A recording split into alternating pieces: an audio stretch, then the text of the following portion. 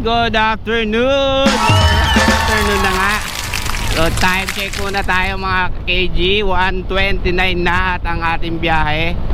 So yan, mayroon tayong pupuntahan ngayon na store para bumili ng ating intercom. So bago ang lahat, kamusta kayo mga KG? Israel Testa nagbabalik ulit. Alright. So yun nga ang agenda.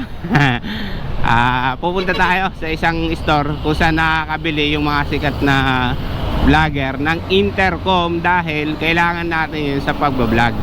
So syempre hindi lang naman tayo yung kailangan makarinig ng usapan, no? May mga kasama din tayo. So kailangan natin ng intercom. So, napaka magandang ano yun, magandang gamit para sa ating pagbablog. So tara, samahan nyo ako.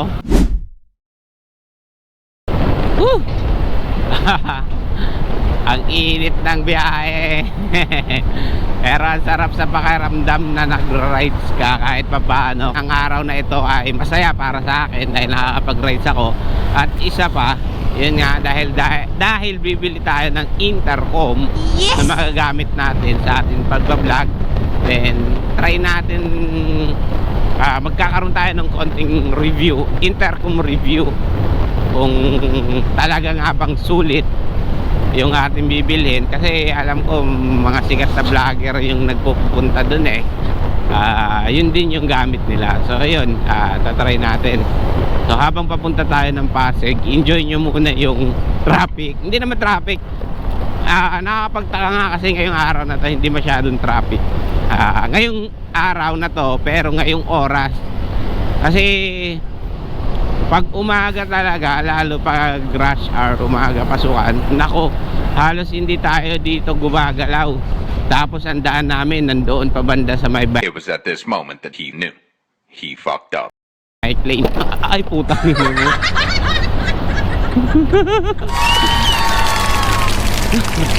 Ayan. Napamura tuloy ako, sorry. So nasa bike lane nga kami. Kasi nga hindi kami makasingit dahil may mga four wheels din na ayaw magpasingit. Tayo naiinitan. So kagagawa tayo ng diskarte para tayo makausad, makausad kung paano hindi tayo masyadong maiinitan. So ayan, malapit tayo, Pasig, Makati.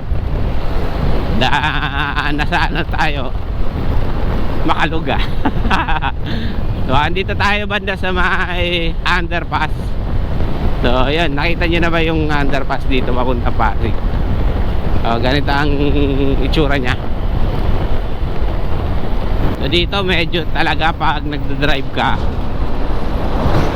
laylo lang kayo dito. Ganito, may kasabay kayong truck. So ingat lang kayo. Tapos dito banda, yun, may lubak. So kailangan dahan-dahan na lang kasi hindi kayo pwedeng kumain ng linya eh. Mamaya may sumusunod na mabilis. Ayun, nakaalpas na tayo sa underpass na yun. Tapos dito naman tayo sa kurbada na Skyway. Skyway ba? So ayan, kayo na mag-comment kung anong lugar to. Eto lang kasi yung alam kong daan eh. Ayan paano tayo, pa-banking. Pero hindi ko alam yung bridge na to. Ano kaya to? So comment nyo na lang kung alam nyo yung bridge na to. Eto, tingnan nyo yung makikita nyo. Maganda yung tanawin dyan pag nandiyan kayo sa bridge. Makikita nyo naman din lahat. Ayan, nandito na tayo. Yeah! So ayun guys, mga KG natin, 1 minute na lang at nandun na tayo sa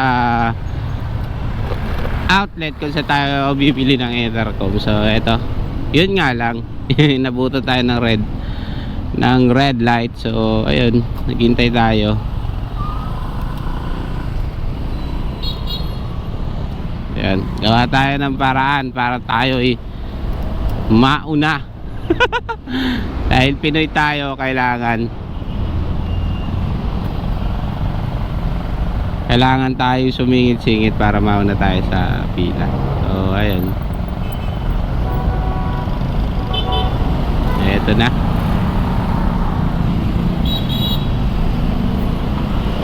Is ang malapitan. Leko. So ayan ang nakakatakot din sa mga pagliliko natin eh, may mga kasalubong tayong hindi nagbibigay. Oop. So, ito yata yan. Arrive na daw eh. Saan ba yun? So ayan, sumabra po ako. Sobra ako ng liko. Andoon pala. Up. Puta, lalim din. Hindi ko masyado nakita yung mapa. Akala ko diretso. So ayan, pinagbabawal na technique. Dahan-dahan lang tayo. Memory PH pala. Eto guys, andito tayo sa Memory PH. Sumobra ako. Ha? Akala ko andun sa kabila.